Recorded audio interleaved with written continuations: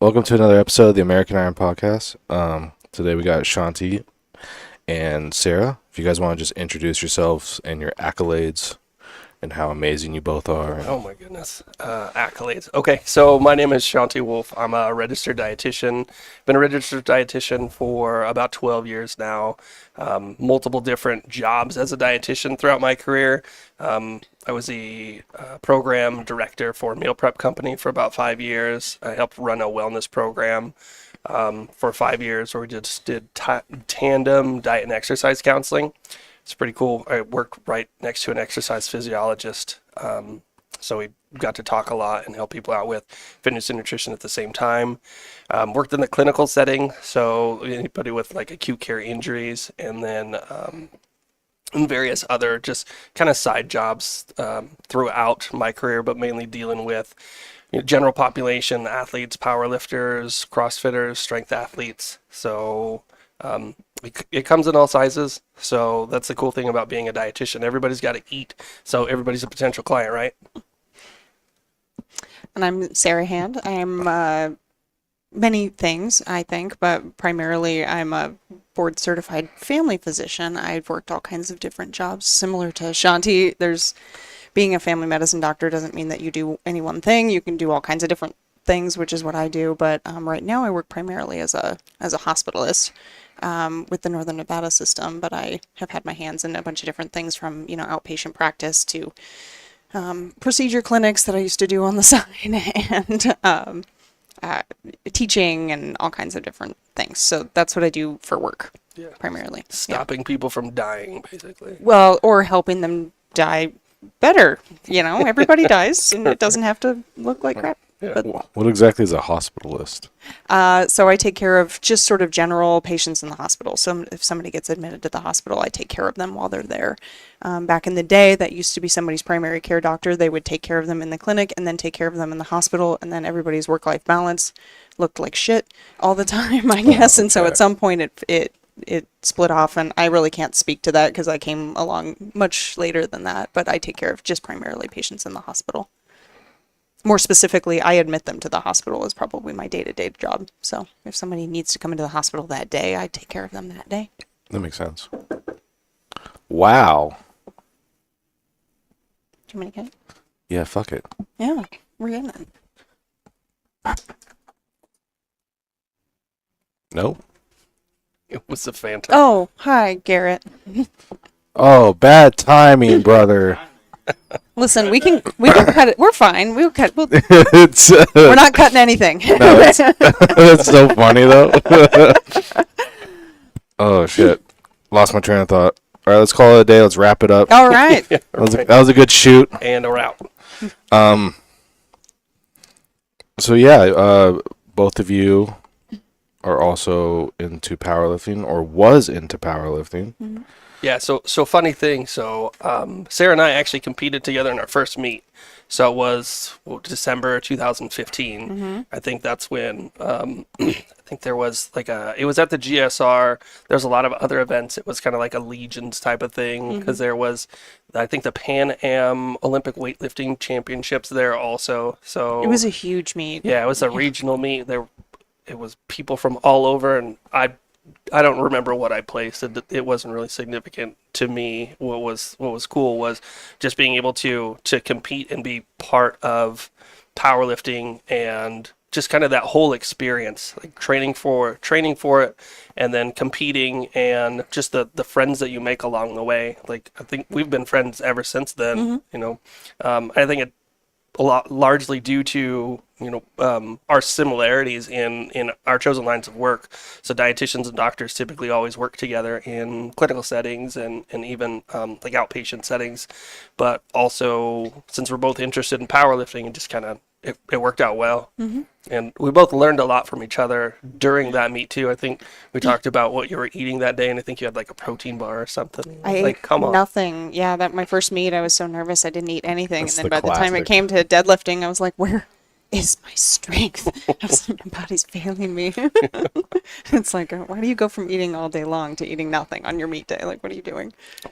I think that happens with a lot of athletes Oh, yeah. too. Yeah. And then what's interesting is sometimes athletes will they'll do something completely different on meet day than they do during their normal day to day or I their see that a lot. training. You know, people that aren't used to eating a lot of like concentrated sugar, concentrated dextrose, they just hammer the gummy worms on meat day, and they're gonna have some gastrointestinal distress because it's not Exactly. typically what they're doing.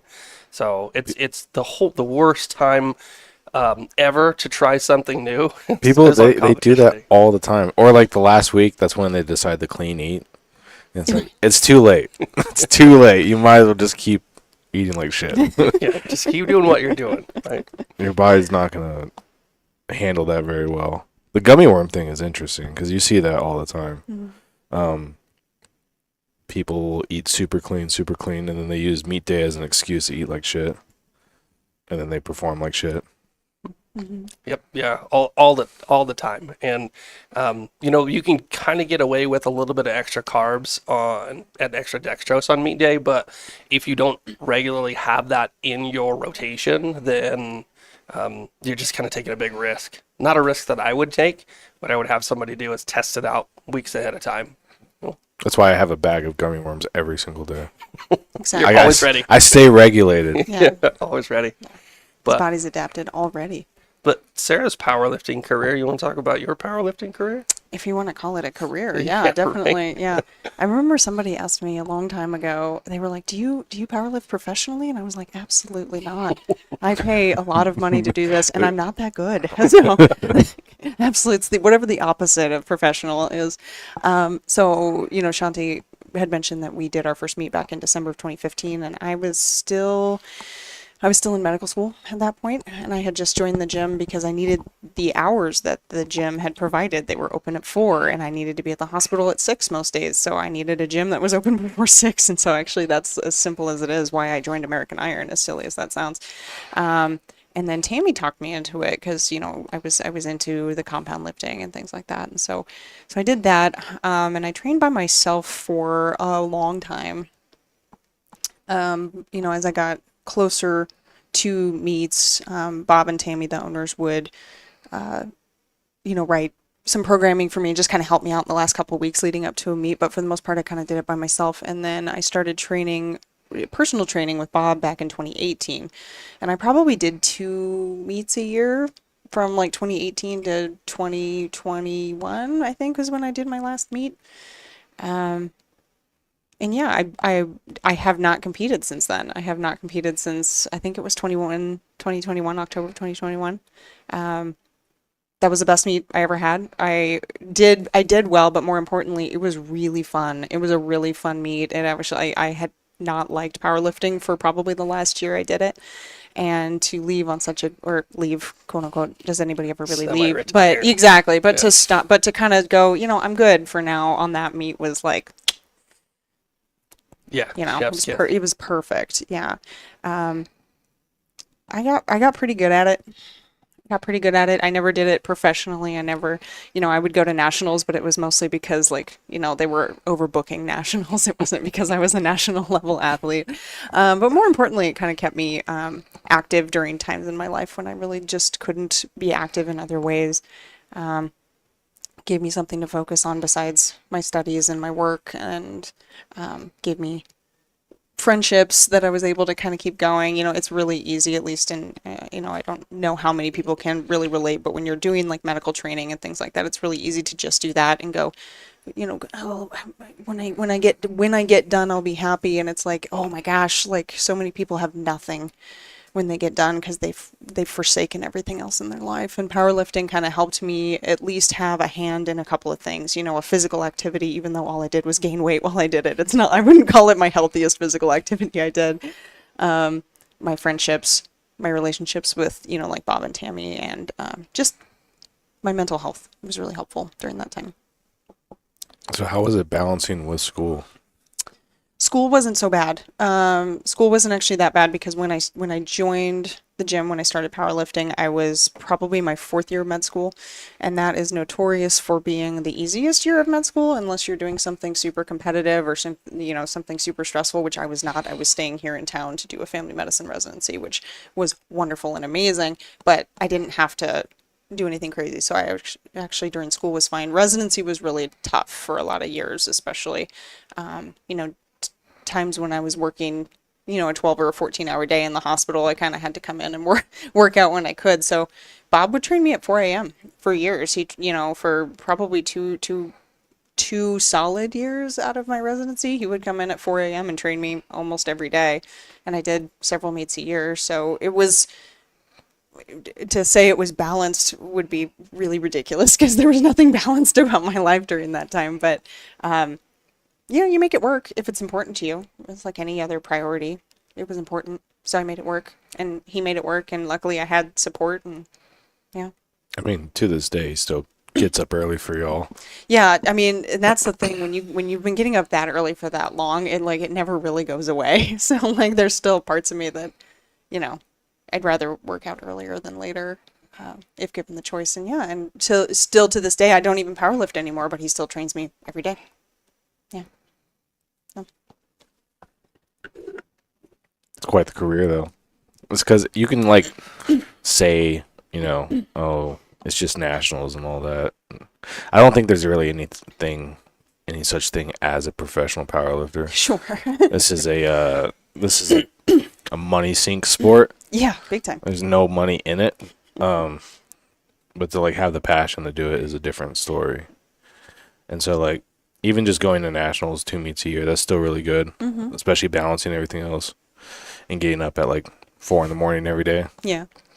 I mean, look at most people don't get up at 4 a.m. every day. Well, yeah, I don't love it. It's I don't love it. But I think you hit the nail on the head when you said you make it work. If it's important to you, if it's a priority, you just make it work. And that's something that that's I think that's really important is to recognize what your priorities are, recognize what's important to you, and you spend energy towards that. So if your priorities and what's important to you is say your family, but you are spending 12, 14 hours a day at work, then is it really your family that you're prioritizing? Is it work that you're prioritizing, or do you have your priorities in line with what your actions are? So your actions obviously lined up with what your priorities were, because you were still able to do medical school and residency, you're still able to compete at a national level in powerlifting basically at the same time,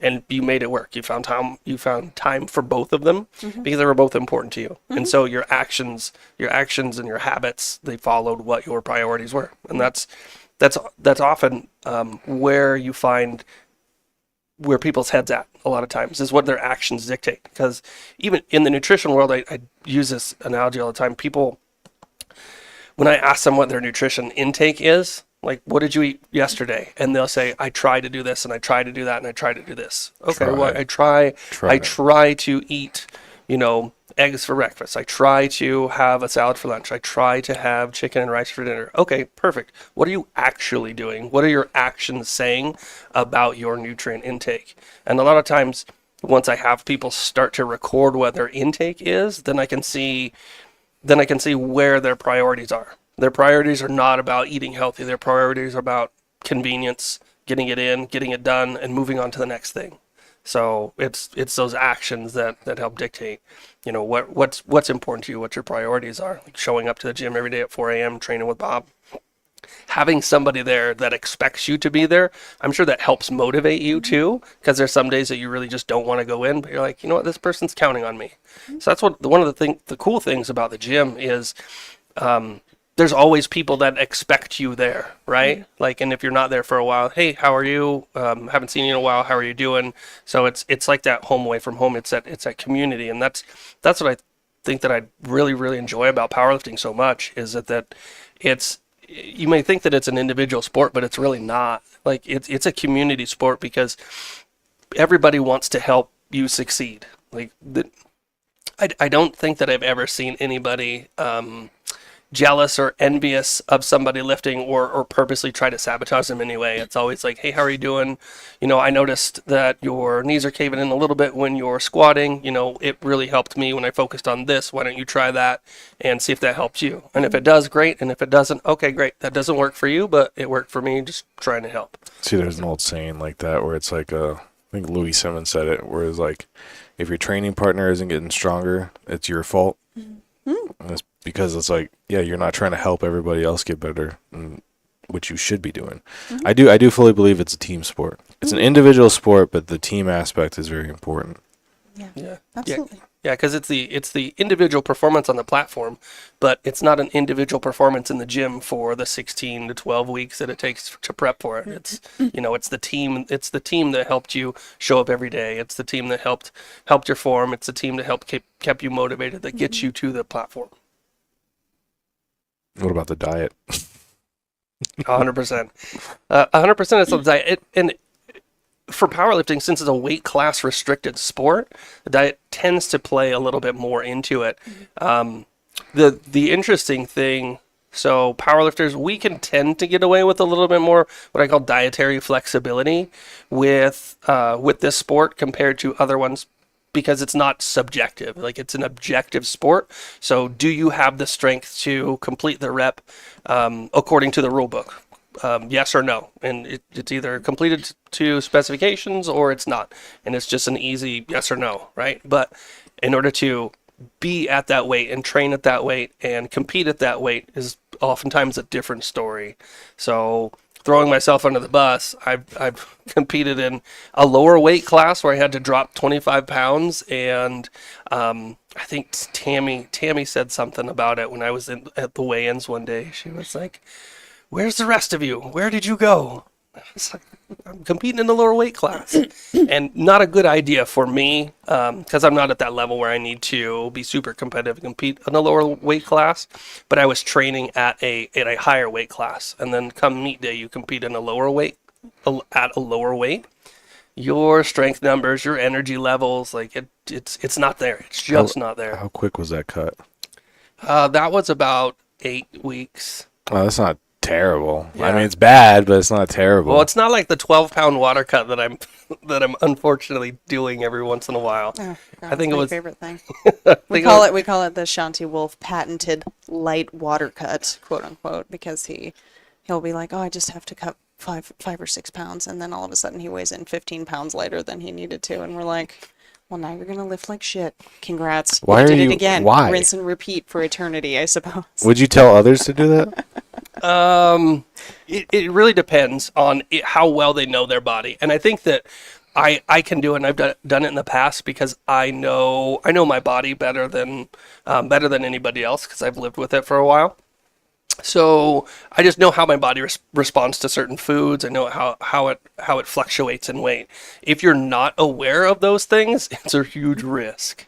I think not this last meet, but the meet before, I was starting somewhere around 210, 211, and I had to be under 198.6 for the last one, and I did that water cut in about a week, and there's a lot that goes into that. There's a lot of nutritional strategies in order to get you there. I often just use it as a last resort for most of my clients, unless they've been in the sport for a very long time and have done water cuts previously. Typically, I like to have people compete at the weight that they train at. So if you're typically training at like 185, 187, I want you to compete at that weight. That makes no sense. I don't want you to compete at 173 or 178. I want you to compete at 185, 187. And unfortunately, that's hard for a lot of people to understand. They want to do the water cut, even knowing going into the meet, they're like, "I'm going to have a 5 to 6 pound water cut at the end of this prep." I said, that's not a good idea. You should use a water cut as a last resort and just try to diet yourself down throughout the prep. Problem, though, is when you're dieting down, sometimes strength gains can be sacrificed. So you really have to be careful, modify your macronutrients, judge your recovery, and then make minor adjustments here or there. I've got a client right now that's competing in March, and we're hovering at a certain weight level, but I usually always have them track their recovery for me. And that helps me dictate, do we need to increase carbs? Do we need to decrease carbs? What's your training volume look like for next week? Is it a deload? Is it not a deload? How is your weight responding? How's your body fat responding? And then just make those small, minute changes. And a lot of times it's maybe a 25 to 50 gram per carbohydrate change, which is only about 100 to 200 calories. but it fluctuates. You know, if you're under significant amount of stress, that 50-pound or that 50-gram carbohydrate intake sometimes can put you a little bit over your weight goal that you're searching for. So then we have to dial it back down, and then we have to dial it back up once your body's not under that stress anymore. So it's a lot of back and forth, and I think that the more aware you are of your weight and what small changes you do to affect it, positive or negative, gives you a better idea for how to stay underweight without having to make huge drastic cuts. That makes a lot of sense. I feel like a lot of people at the same time just like to do cuts just to do cuts. It's like completely unnecessary. Like, you're cutting into another weight class to get to the same place that you were going to get in the previous weight class, and I don't understand the mentality behind that. Yeah, it might be just like a preconceived notion that this is what's done. Like, this is how it's done. This is how you get ready for meat. It's just water cut. That's on the checklist. Oh, equipment check. Yep. Openers check. Water cut check. Doesn't have to be on there. It's so unnecessary. Right. Yeah, I agree. What's the biggest cut you've done? Just 12 pounds. Oh, that's not bad. I don't want to talk about mine. Yeah, they're not a whole lot of fun. No, it's stupid. I've done dumb cuts before. I think my biggest over the course of like 3 weeks was like 35 pounds. Oof. Didn't really lose strength though. How that happened, I don't know. Yeah, you were lucky. I was very lucky. I think I was just training at such a fatigued level already that like it just felt the same. So I wasn't even training optimally. I was just perpetually feeling like shit. Yeah. Well, and just think about the amount of stress that you're under too. So if you know that you have to do a 35-pound weight cut, right? Like, how much stress is that on you mentally and emotionally prior to the weigh-in? Like, are you shitting bricks all morning long because you've got this weigh-in and you don't know if you're going to make it or not, right? Like, how much unnecessary stress are you placing on yourself? And I think especially for new lifters too, absolutely don't do that, because it's stressful enough just doing your first meet, right? So if you're going into it with a lot of stress from a weight cut on top of that, the likelihood of you performing well is just going to be purely based on adrenaline at that point, right? It makes sense. I think that was actually my first strongman meet. And I just had it in my head. I was like, let's go down the lightweight. And to be fair, it made more sense in strongman than it does in powerlifting. Because the difference between a lightweight and a middleweight is like absurdly different. It is like It is. 35 pounds, Yeah. right? Like, And so like I did not want to compete at weights I definitely knew I wasn't going to hit at the time. And instead I did pretty okay at a lightweight. But I don't know. Cutting in general, I don't. Fast cuts, I should say, I'm not really a big fan of. You go into a lot of the like actual body composition when you do nutrition, right? depends on the goal. So it really just depends on what the person wants to achieve. It's always basically, hey, I'll meet you where you're at. So if somebody is, grossly overweight and they just want to lose a couple pounds, then we'll say, okay, cool. Here's how we do that. If they want to improve their body composition and they're already tracking their calories and they're already exercising pretty regularly, then yeah, we can get into the nitty-gritty details. I would say for most people, I would say probably 80-90% of the population, a lot of the population that Sarah has to deal with too, it's something as simple as like, hey, stop eating fast food 3 times a day. Just eat fast food twice a day and start making your meal once a day. Everybody's at different places with their nutrition at any given time. Like if you're studying to become a doctor and you're working 12 to 14 hour days, you don't exactly have time for 6 small meals throughout the day and 4 hours of meal prep. So you just do the best that you can. And that's all we can ever really do, is just the best that we can. And a lot of times there's other services that help out with that. That's why running a meal prep company for me was an attractive option for a job. It's because there are people out there that just need a little bit of help for a small amount of time. You know, we don't expect people to be on a meal prep company their entire life. Just in periods of like they're just working out really, really hard and they just don't have the time, or as a starting point for what does a healthy meal actually look like. Like I have something tangible for what a healthy meal is. I can look at this, I can digest it in my head, and I can replicate it when I'm not using the meal prep company again. So body composition, I would say everybody kind of wants to improve their body composition, but I try to dig a little bit deeper to figure out why. Why do you want to improve your body composition? And some of it's emotional, some of it's self-confidence, some of it's weight class restricted sports. So Interesting. So it goes a lot into like the mental side of things. you have to, otherwise people are just going to tell you what you want to hear, or they're going to they're going to do what you think is best, but not actually learn anything throughout the process. And the goal is to learn and teach people so that way they can become self-sufficient. So I mean, I think that's just how like general coaching is too. You want to learn the mental side of things. You want to teach, and so they can learn. Because yeah, you can just tell someone to do something, but telling someone doesn't really do anything.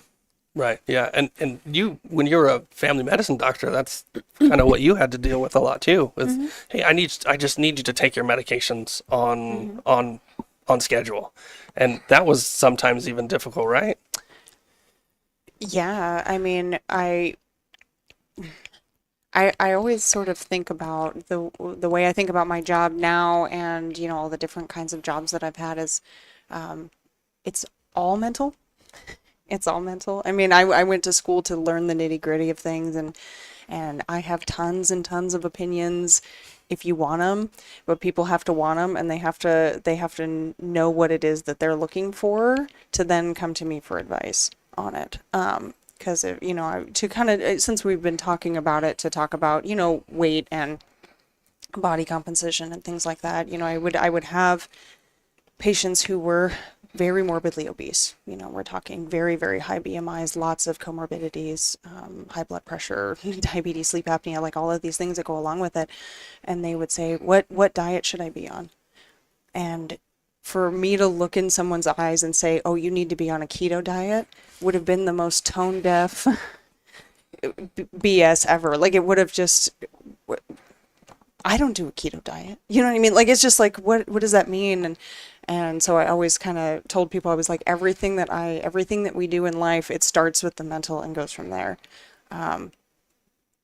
Everything, you know, why aren't you taking your blood pressure medicine? What's the deal? Oh, I just forget. Right. Okay. Why are you forgetting? Oh, it's 3 times a day. Oh, if we made it twice a day, could you do it? Oh, yeah. Easy. Like, I could sit there all day and go, you need to take your blood pressure medicine. Well, it's 3 times a day. They're never going to take it. You know what I mean? Like, you really have to get to the why of things, and the why is always mental. And when we're talking about weight, medicines, lifting, body composition, Everything, like yeah. every single thing that people do, there's a why, and you need to understand like where that why is coming from to really get there. I mean, I don't know if I'm just kind of talking in circles there, but everything has a why, and everything starts with the mental and goes from there. Right, yeah. So you have a patient that comes in and they're like, I'm just here because my wife made me come in. I don't even know why I'm here. Oh, okay. Well, you are pre-diabetic, or you're trending towards diabetes. Like, you need to start watching these things, because this could lead to. Okay, cool. And they go back home and they tell their wife, oh yeah, the doctor said I was fine, completely fine. You know, they're not taking ownership of the appointment, because they didn't even want to be there to begin with. So even though you've given them something that is potentially going to affect the rest of their life if they don't get it under control, because they're not bought in, because it wasn't their idea, because they're just their head's not there, like nope, not going to worry about it. Yeah, and I don't burn any calories on that, but I don't fault them. I mean, there's plenty of things that I like to firmly bury my head in the sand about, and I don't want anyone's opinion on it. You know, I live in my own head plenty, so I'm not here to judge people.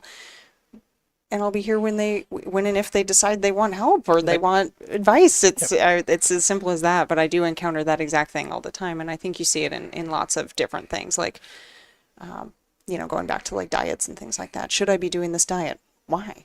Like, what do you want to do with that diet? Well, I want to lose weight.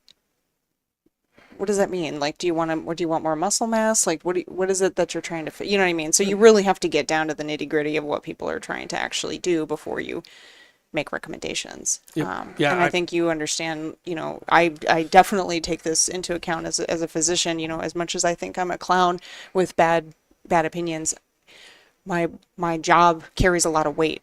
My training carries a lot of weight. And so when I give advice to people, it carries weight. And so I try to be very, very delicate about what I recommend to people. And so knowing why they're asking and what it is that they're trying to achieve really helps with that.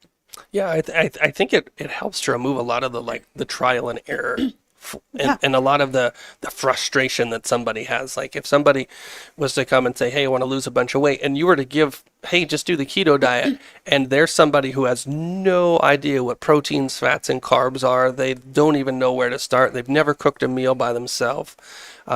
They might have limited means. Right, So yeah, I'm going to yeah. tell them, oh, yeah, please just go and eat meat and butter. I'll see you in a month. Yeah, right. Yeah. It's just like, okay. It's so tone deaf, right? Like giving recommendations like that, because you're not speaking to who the person is and what they require and what they need at that particular time. I as a dietitian, what I have to tell people all the time is I don't give unsolicited advice. I will never go up and say, hey, you should be doing this differently, because I don't know what that person is going through in their life. I don't know what their dietary habit is. I don't know if they have previously had an eating disorder. I don't know what goals they're trying to achieve. So I don't ever offer unsolicited advice, even if people come up and say, hey, can you do a diet plan? Nope, I'm going to need a lot more information than that. I don't do diet plans because I would rather people come up with their own and we can kind of do it together. So that way they're a little bit more bought in. Absolutely. But if I just handed a diet plan to somebody, just some random diet plan that I had, all right, here you go, I'll see you in a month. Like, unfortunately, which is the field of dietetics, which is primarily what most dietitians do, and I just think it is a huge disservice. There's no coaching involved there. There's no figuring out who that person is, what's their mental state, what's their goal, what's their capabilities, what's their level of success with this. And unfortunately, a lot of the dietitians that I've met over the years, they always complain that I've told this person what to do and they're not following my advice. They always complain that patients aren't following their advice.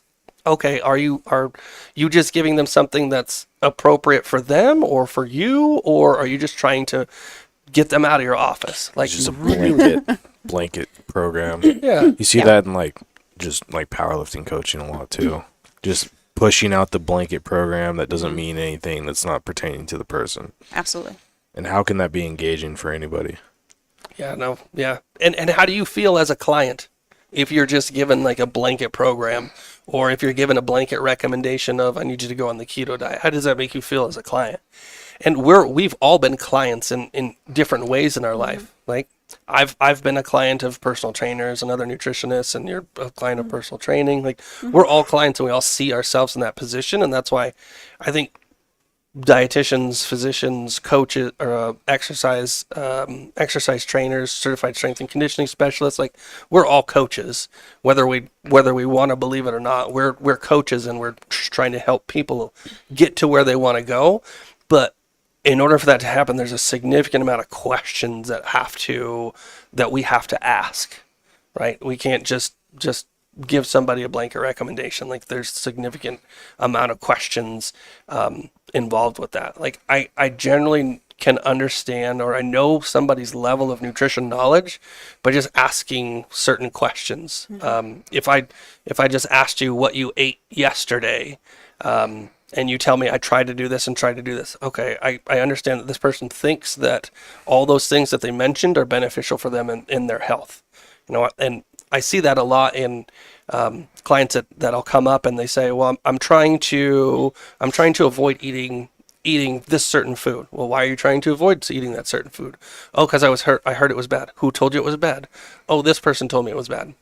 Why did they tell you it was bad? In what way did they tell you it was bad? Is it bad for them? Is it bad for you? There's so many nuances, and it's just asking questions, letting them tell the story. And then when they tell you their story, you can kind of guide them down the right path a lot easier. Yeah, absolutely. Yeah, I think that there's so many opinions out there, and everybody's looking for the optimum way to do things. And I mean that very vaguely because it's, people are trying to optimize something, who knows what, their life somehow. And there's lots of opinions on how to do it. And most of them are not coming from people that live a life that's similar to theirs. And so you really have to take things with a grain of salt, and things can be really overwhelming. And so people sometimes don't even know why they're asking things, or why they're trying to avoid a certain food, or why they're trying, whatever it is, they don't even know why. And so when you start to dig into it, then they can almost set themselves free from whatever shell they've put themselves in that's ruining their life. Because you were talking about the why earlier, like finding out why. I feel like a lot of times people, they don't truly know why, but they have like an idea of like, oh, this is what I'm supposed to do. I feel like that probably happens a lot in both your guys' fields, where people just feel like they know, like they have to do something, but they don't know why. Yeah. Yeah, and it might be just due to, it could be due to just influence of social media or a peer group or even family. Like if somebody comes to me and wants to lose weight because their family has always remarked about their weight their entire life, the person doesn't feel like they need to lose weight, but because everybody else is pressuring them to, they're like, okay. And then they know that maybe their sister has had success with, like, let's say the keto diet. She's like, okay, my sister had success with it, so I'm gonna do that. I don't understand it, I don't know, but it was successful for her, so I guess I can do that. But it's tough because it is unfortunately a lot of outside influence that kind of dictates who we think we are, right? Like somebody else's interpretation. If we've got low self-confidence, we start to believe whatever everybody else says about us without actually knowing who we are. And I think that knowing who you are helps to answer that why too. Like, what's important to you? What are the things that get you excited to wake up every day? What do you like to do for work? What do you like to eat? Is there any physical activity that you like to do? All those kinds of questions. A lot of times people have never been asked those their entire life. Like I have clients that are in their 50s or 60s, and I ask these questions, and they're like, I don't really know. I just kind of do my normal stuff, and I go to my routine. I don't really know what I really enjoy, because I've just been doing this for so long that I think that I enjoy it just because it's part of my life and I do it all the time, but I don't know if I actually enjoy it. It's like what society is saying to enjoy. I feel like social media is like a plague. Well, you only see what they want you to see on social media, right? Exactly. So I think it can be a great tool if you use it as a tool. I personally didn't use it as a tool. I used it as a distraction. So I no longer have any like real social media, but I always joke it's because my brain is feeble and I can't handle it. So I'm always very frank. I'm like, I'm not judging you for having your social media. It's me. Hi, I'm the problem. It's me at the social media. But yeah, I think it can be a great tool if you're using it as a tool. But if you're just using it to get all of your information from everyone in your life, or your diet information, or your life information, or travel recommendations, or whatever it is, it's like, that's way too much. And it's very curated, and it makes you think that your life is less somehow. Right. No matter what you're looking at. You could be looking at, someone's cat video, and in the background they seem to have a nicer house than you. Like that's it's like so ridiculous. Yeah. I think that's a big problem is everyone wants to compare to what they're seeing. Yeah. I think that's it right there, is comparison, right? Like comparison is the thief of joy. Absolutely. So if you see somebody else and you compare yourself to them, oh, I wish I had that person's legs, or I wish I had that person's strength, or I wish I had that person's house. Like, that's, how is that going to make you feel, seeing that stuff all the time and you comparing yourself to them? Like, it eats away at you. But if you can use that as a tool, as a goal, or, hey, that's really cool, I'm happy for them, they must have done a lot of the right things in their life to get them to that point. I would like to also do what's necessary to get to that point. Then yeah, I think it could be beneficial. I don't know if most people are capable of seeing it that way, though. I think most of us, we just use it to compare, right? And that's it. It becomes challenging and demotivating sometimes. But we get recipes off of Instagram all the time, and then we modify them. Like, my wife sends me recipes on Instagram all the time. We look at it and we say, okay, well, this is a little bit too much fat, so we're going to add some extra carbs to it this way, or the protein's not enough, so we're just going to add a little bit here. So we'll look at like all the different recipes and then just kind of modify them to make sure that it fits us.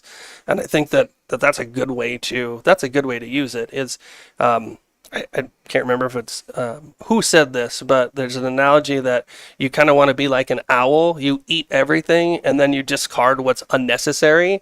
So if you consume all this information, you figure out what's applicable to you, how you can use it, how you can mold it, and then whatever's not important, whatever's not applicable to you, you just get rid of. Like, just acquire information, find the theory and application in your own life, use it, and whatever's just not helpful, just discard and move on.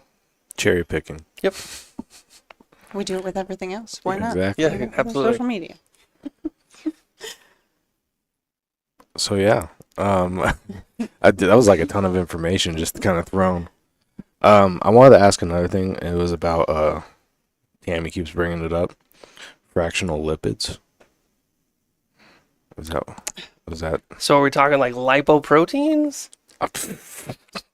like beyond me? I don't I get the know. idea. I don't know. I told Tammy, I was like, do not trap us here with evidence-based stuff. I haven't. Okay, so I can talk about lipoproteins just a little bit. So in a couple, because Tammy and I, we've had the conversation about lipoproteins and fractionated lipids years and years ago when I worked for a company called Specialty Health, where we did lipoprotein testing, or basically NMR testing. It's nuclear magnetic resonance imaging of your lipoprotein particles, right? So you've got cholesterol molecules, but you've got LDL, which is the low density lipoprotein, and HDL, which is a high density lipoprotein. LDLs are supposedly the bad, and HDL supposedly the good. But those cholesterol has to move throughout your system some way.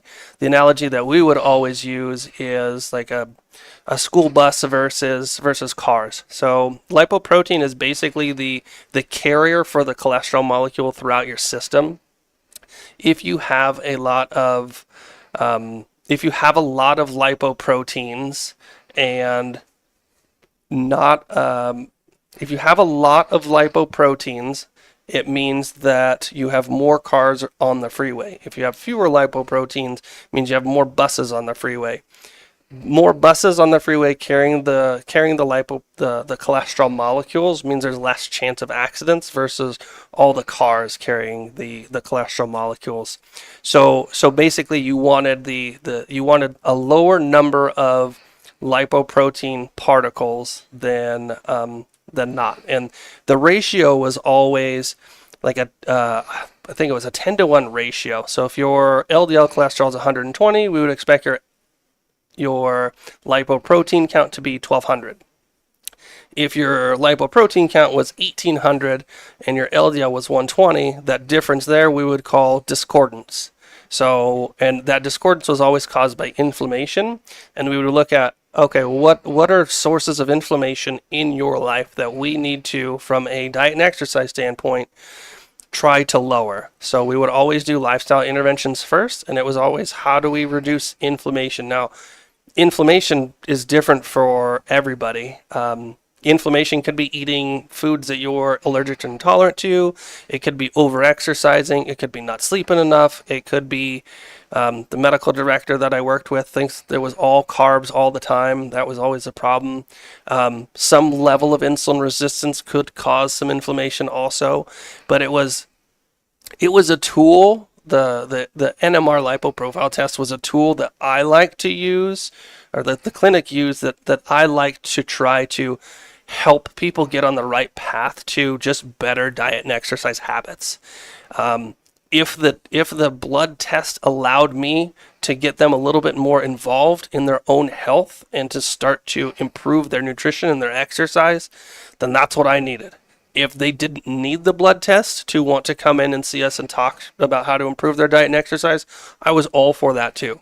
Any way that I can get somebody to focus on their health or improve their nutrition or exercise, we would use as a tool, right? And that's what we used it as. We used it as a tool, as a way to get people to take a little bit more notice and improve their current situation. We worked with a lot of cops and firefighters, and unfortunately, their biggest source of inflammation a lot of times is stress and diet, because they're not recovering very much, or they're having unfortunately the fight or flight response happening multiple times throughout the day, and their body not being able to physically or mentally recover from it. So we would just work on, what are the mental, emotional stuff that we need to work on? How can we support you nutritionally? What does your exercise plan need to look like to make sure that you can recover from this properly and not just dig yourself into a hole?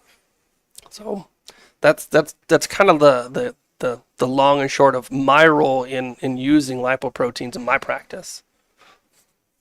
You've never really had to deal with them, did you? No, I did. I did all the time, actually, and I'm glad that you approached it the way that you did, because I think there's a lot of I don't really know how to start my thought here. My thought starts out really big and ends up really small, but I think everybody's really afraid of dying. Like, really afraid of dying, I guess, is my big thing here. So we check their lipid panels, and we do all these things to kind of help prevent them from having a heart attack. They may or may not improve their lifestyle, right? But what they do have is a number in their head, and that number lives rent-free in their brain forever. And then there's like almost a drive for some people. Some people use it as a perfect, like a dangling carrot, like, I need to turn my life around. Some people make it an obsession. And so that was always the line that I was towing with things like that. You know, I can check, you know, I get your lipid panel, looks like garbage. We get a fractionated one, looks a little bit better than I thought. So what? Yeah. What are you gonna do about it? Yeah, so what? You still need to diet and exercise. So what did we do with this information? So that's where I always struggled. But I've always been really big picture. Like, again, why are we getting this information? Are we getting this information to change an outcome? Meaning an outcome that you have control over, not just something that you're going to sit and obsess about. Are you going to then take your statin or whatever medication? Are you going to take your medications? Are you going to start eating a little healthier? You getting some cardiovascular exercise? Or are we just now obsessed about numbers and what the numbers look like? And every tiny adjustment, you know, and beating ourselves up every time the numbers look just a little bit different for no reason. You know, it's like people that weigh themselves every single day, and it's like they beat themselves up when they're 2 pounds heavier, and then they give themselves a pat on the back when they're 2 pounds lighter, and it's like, what are we doing here? Like, It's we're so just torturing negligible. ourselves. Yeah, but people do it with everything. Yeah. And it's because they're really afraid of dying, and I could get into like, how do we stop being so damn afraid of dying, and we might actually be able to live? But that could be a whole podcast on its own. I'm just really, really interested in not creating eating disorders in people. It's so easy to give people disordered eating, especially like in your field and my field. If you tell somebody, oh, this is bad, watch them avoid it to the point that they obsess, and then they binge and then they restrict. Yeah. You know what I mean? And it's like, you did that to them. So I'm really interested in that, and I'm really interested in getting people to stop obsessing about things that they sometimes have no control over. If you have control over something, fantastic. But if you do I do this with blood pressure all the time, because I have a lot of, you know, I had and have a lot of patients with high blood pressure, and they say, well, if I diet and exercise, will I be able to come off my blood pressure medicine? I'm like, sometimes, maybe not. but it's not a reflection on you as a good or bad person. I definitely think you should diet and exercise, but if you lose some weight or you start gaining some muscle mass or have better cardiovascular endurance, you can keep up with your kids, whatever it is, and you still have to be on your blood pressure medicine, you did not fail. And so it can be really, for me, a very delicate balance of not creating obsessions with these things. So I love evidence-based medicine. I think that we absolutely need to have it, otherwise we're just making stuff up. But when we get really, really lost in the weeds with things like fractionated lipid panels on everyone all the time, it's like, what are we doing here? And I'm very, very sensitive to causing harm in that sense, if that makes sense. I think it's because a lot of people like to measure their success. Right. Right. Yeah, that's the interesting But they're only thing. successful if their numbers look better, right? Yeah. Right. It's like, are you not successful if you can now keep up with your kids? You can go skiing. You Numbers eat are the healthier. only thing that matters. Right. Yeah, And that's what drives me nuts about it. And then they beat themselves up, or, everything is different every day. If I got a lipid panel on somebody every day, it would look different every single day. What does that mean? Does that mean on one day you're good and one day you're bad? Right. Yeah, and the frequency of testing was something that we're trying to play around with when I was in the wellness clinic. Is how long does it take for those fractionated lipids to balance out, given the best diet and exercise plan and adherence to the plan? Is it 3 months? Is it 6 months? Is it a year? And then if after a year you've done everything that you need to do and your lipids are good now, does that mean that you don't have to continue to do the diet and exercise that got you to that certain point? Or is it going to revert back again if you don't do the same diet and exercise that you did for the previous year? Like, is it always going to be that ebb and flow? And if that's the case, then what happens if you break your leg and you're not able to use it for 6 months? Your lipids are going to suck for a year or two, and does that mean that you're closer to dying then? Or is it just, hey, this is just what my levels are, and I'm just going to do as much as I possibly can to get there, Right. and then I'm just going to have to I'm just going to be okay with it. Yeah. Right. And that's where I'm always trying to get with people. It's like it's never going to be perfect, and we do this thing with a lot of things where it's like some is good, more is better. So it's like you get your lipids looking good, but can they look a little bit better? I mean, and people, I've done this with you with my own A1C. I'm like, my A1C is 5.5. Am I dying? And you're like, listen to yourself. You know what I mean? And people do this with their weight. They'll get to their whatever, they have a goal weight, which I think is absurd. But then isn't a little bit more better? And then we end up like with eating disorders and exercise disorders and all these things. It's just like it's very hard to separate those things when you're over measuring, when you're putting way too much stock into some of this stuff. So I don't know. It's not my fave. Yeah, that's a good point. So if we can, I'm going to use the powerlifting analogy now. So I'll just transfer it over a little bit. So like the numbers are important, right? Mm-hmm. But if you're training for 16 weeks for powerlifting and you get to meet day and you bomb out of the meet, let's say your just numbers weren't there, but what have you gained during that 16 weeks? Absolutely.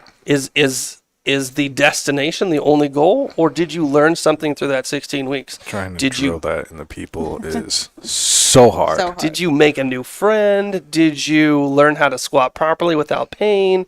Did you learn how to brace? Did you learn how to be consistent with showing up to the gym and exercising regularly? There's so many things that can easily be overlooked if you're really only focusing on the numbers, right? Mm-hmm. That's why I try to tell people, just in general, the numbers don't mean shit. Mm-hmm.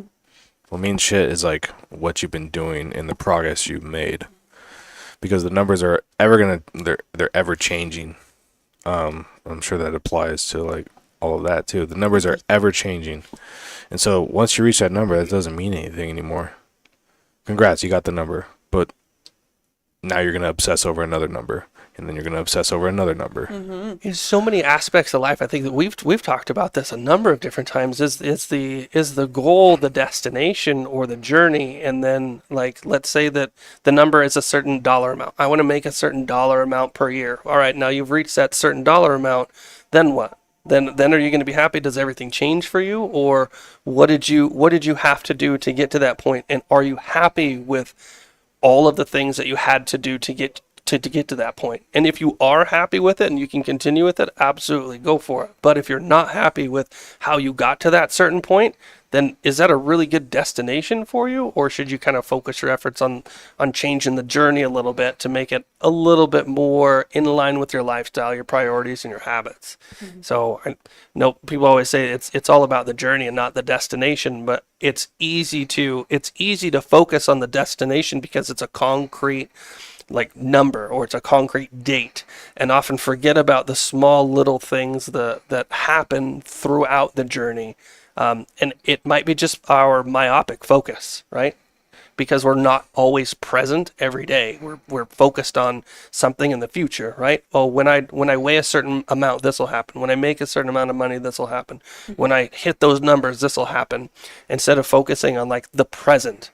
How was my day? How was my experience? How's my interaction with this person? How did my session go today? Like all of that stuff, being present oftentimes really helps people to become more aware and to make better choices.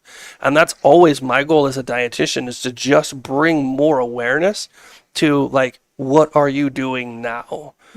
If it means tracking your nutrition, that's one way for you to become aware of the choice that you're making towards improving your health or helping you become stronger or helping you lose weight, right? It's just being present in the moment. And I would say that Shanti made an excellent point there about the journey, because that was probably the most important thing I took away from powerlifting. Like, I don't look back at any of my meets and go, oh my gosh, remember when I hit that number? Because I can't even tell you what numbers I used to hit anymore. Like, it doesn't mean anything.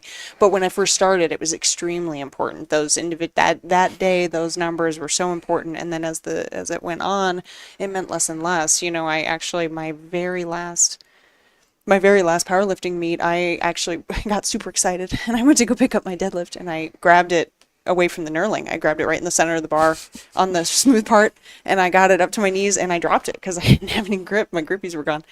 And to this day, I have not actually successfully picked that weight up. But, afterwards, everybody was like, oh, were you so bummed that you missed that last deadlift? And I was like, no, I totally had it. I'm not speaking as a lunatic, and I'm sure people who powerlift go, no, you didn't have it. And I was like, no, I had it.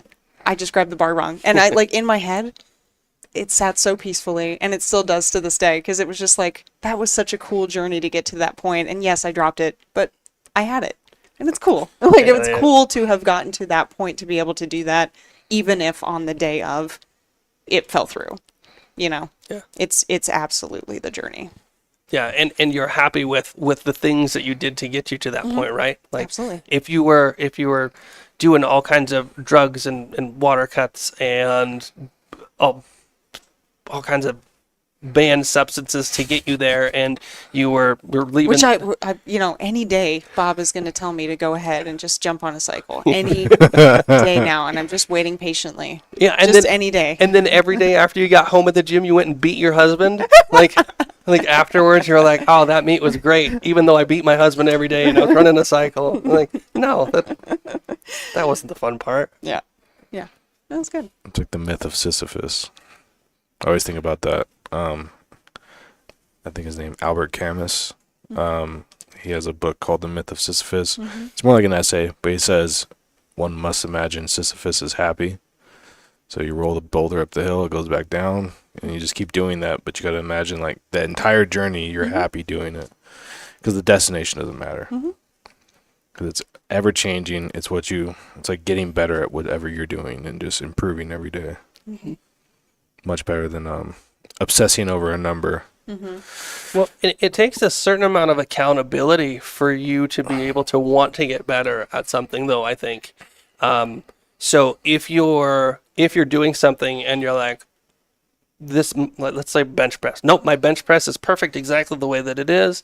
So anytime anybody comes to you with little pointers, you're like, nope, that doesn't matter. Like, my bench is perfect. It is exactly the way that it is.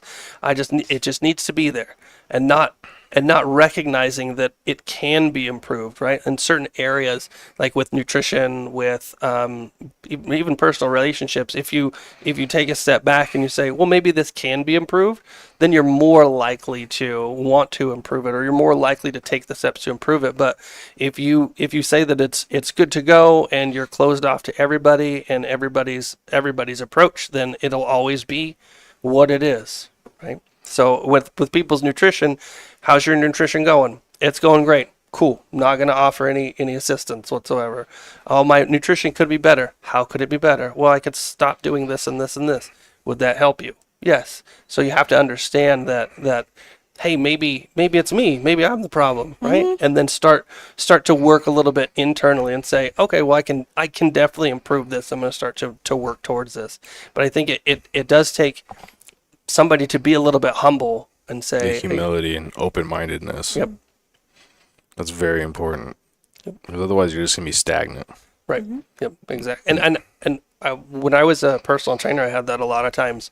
The plank was always the tough one for people because they felt like they knew exactly how to do it, and their butt would be up in the air or something, and you try to correct them. Sunk in the shoulders. Yeah, exactly. And you're trying to correct their form, and they're just completely opposed to it because they say that their plank is perfect just because they can do it for 5 to 7 minutes incorrectly. So you're like, all right, well, if you improve it, you'll get more out of it. But I can plank this way for 7 minutes, so I'm going to keep doing it that way. Cool. You keep doing it that way. That happens a lot. Who wants to plank for 7 minutes? Why not just do it for a minute the right way? Yeah, why Everything's not? a competition. Why not make it harder so it doesn't last as long? Right, exactly. It's like, oh, I can do this for God only knows how long. Why? No, Sounds terrible. It's like Everything's a competition. it's just like the classic. I tell people, I'm like, oh, just do like 3 reps. Next thing you know, they do 12, and I'm like, well, guess you did 12. Completely ignored everything I just said, and then they wonder why 2 sets later they're tired. Yeah. And it's They're like, not recovering. Yeah. And then their next workout is garbage. And it's just because they would rather do 12 trashy reps because they think more is better versus 3 clean reps. But I mean, it's the name of the game, right? Yeah, well, and it's that question then. How's that working out for you? So, hey, you're doing it this way. How's that working out for you? It's not working out well. Then that's your in, right? If they say that it's working out well and you know it's not, what can you really do at that point? I gotta start hitting people with that more. How's that working out for you? Yeah. Maybe not in that cadence. Like something along those lines. Yeah, you can PC it up Yeah, a little yeah, bit. yeah. yeah. Well, thanks for coming on, you guys. Appreciate it. Thanks for Yeah, having us. absolutely. It was fun. I mean, if you guys want to plug anything, I have nothing to plug. So I would say if you want to talk to a coach or a dietitian and you want to look at ways to improve your nutrition or not sure if your nutrition is where it should be for you and your goals, you can reach out to me, Shanti at AmericanIron.com, and ask anybody at the front desk. They'll be able to get you in contact with me so we can sit down and chat a little bit. If you want to look at your lab work, you have some lab work. I can tell you what's important, what's not important. I think that's helpful too. A lot of times people get lab work and they're confused by it, or they don't get a thorough analysis from the doctor. Sometimes they get a little bit worried about it. So if you just want like a second opinion on what your lab work looks like from a dietitian's perspective, reach out to me. I can help you kind of wade through that a little bit too. sweet. Thank you.